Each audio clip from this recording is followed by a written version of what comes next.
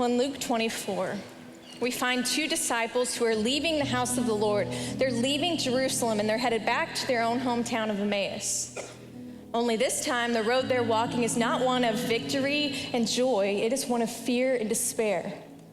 Because although they have heard that Jesus is risen, all they've seen is Jesus dead on the cross. And they're struggling to believe something that they haven't yet seen. So they're walking this road. And Jesus comes up alongside of them. But they don't recognize that it's Jesus.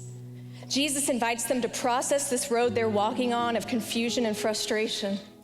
And when they get to their home, they invite Jesus in for a meal, for a time of communion like we have every week. Luke 24:30 says that Jesus, when he was at the table with them, took the bread, gave thanks, broke it, and began to give it to them. Then their eyes were opened, and they recognized him in their midst. See, in this moment, Jesus takes the bread and he gives thanks, something they've seen him do many times before. But I don't think that's when they recognize it was him. Not until Jesus extends his arms out to them. And they see the wounds of Jesus on the cross from 3 days earlier. See, in this moment, the word that they had only heard, they now see living and active before their eyes. And all of a sudden, they see Jesus in this time of communion for all that he really is. See, we come to this time of communion as believers. All of us are walking different roads. Maybe this last week or this last year has been a road of confusion or frustration, a road of despair, discouragement. But we come back to this time of communion every week, especially on Easter, to see Jesus in the midst of whatever we're facing for all that he is.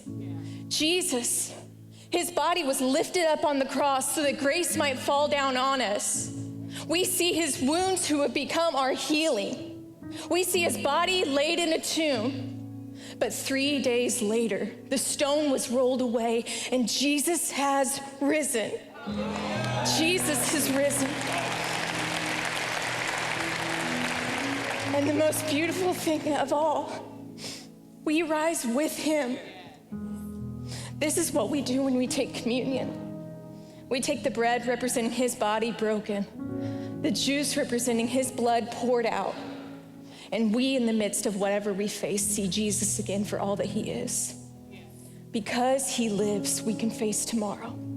Because he lives, all fear is gone. We know our hope is secure. Because of the cross and an empty tomb, nothing can ever be shaken from us.